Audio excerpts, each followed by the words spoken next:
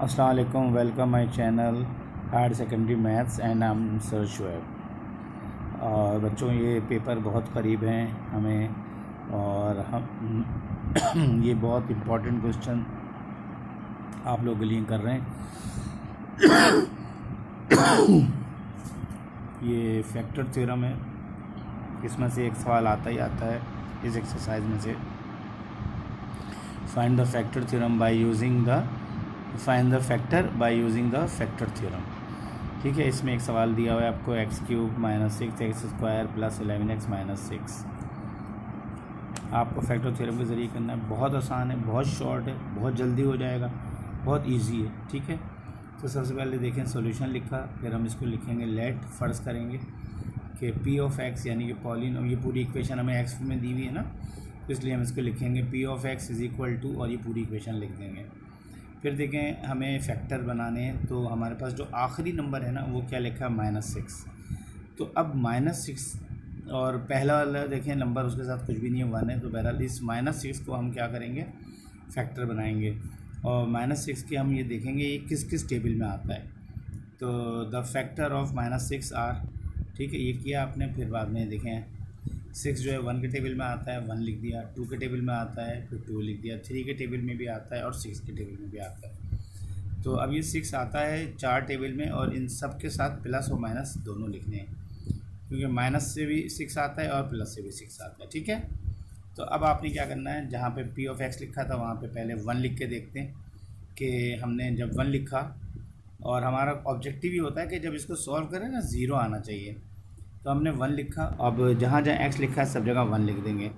तो 1 की power cube हो गई, फिर -6 और 1 की पावर 1 स्क्वायर हो गया, फिर +11 और फिर 1 लिख दिया और -6 लिख दिया। 1 का क्यूब 1 होता है, ठीक है, 1 का स्क्वायर भी 1 होता है, तो 1 आ गया, फिर -6 और फिर +11 और -6। अब दोनों प्लस वाले एक साथ लिख दिए, 1 + 11 और माइनस वाले भी एक साथ लिख दिए।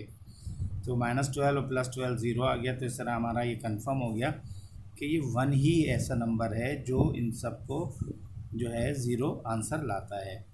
तो जब 0 आंसर आ गया तो 1 हमारा एक फैक्टर थ्योरम आ गया, यानी कि 1 जो था, अब हम लिखेंगे hence x - 1 is a factor of p(x). इसके बाद देखें, आपने जो इक्वेशंस दी हुई थी ना हमारी, उसके कोफिशिएंट लिखने होते हैं। तो अब आप गौर से देखें तो हमारे पास जो x² है, इसका x³ था, इसका कोफिशिएंट 1 था। फिर -x² है तो इसका कोफिशिएंट -6, फिर +11x, तो इसका कोफिशिएंट क्या है 11 प्लस का। देन -6 जो है वो कांस्टेंट था, तो वो लाइन लगा के साइड में दूसरी तरफ लिख दिया। ठीक है, तो ये इस तरह हमने किया।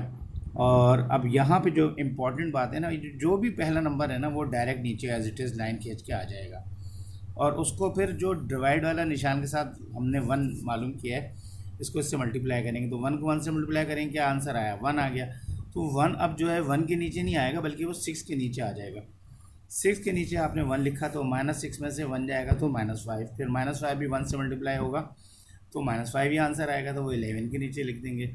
11 में से 5 माइनस का होगा, 6 बच जाएगा, फिर 6 को भी 1 से मल्टीप्लाई करेंगे, तो इस तरह हमारा यहाँ पे भी 6 आ जाएगा। तो -6 + 6 दोनों 0 आ गया, तो 0 रिमाइंडर आ गया। अब आपने जो है इसके साथ इस तरह भी लिख सकते हैं, जैसे मैंने लिखा है कि x² - 5x + 6। क्यों लिखा हमने ये, हमने लिखा कि अब ये देखिए पहले x³ से शुरू हुआ था, तो फैक्टर थ्योरम में जब हम करते हैं ना तो वो एक छोटा हो जाता है। तो यहाँ पे x³ x² - 5x + 6 आ गया, फिर फैक्टर बना लिए इसके, ये फैक्टर बन गए। फैक्टर बनाने आसान होते हैं, ठीक है। उसके बाद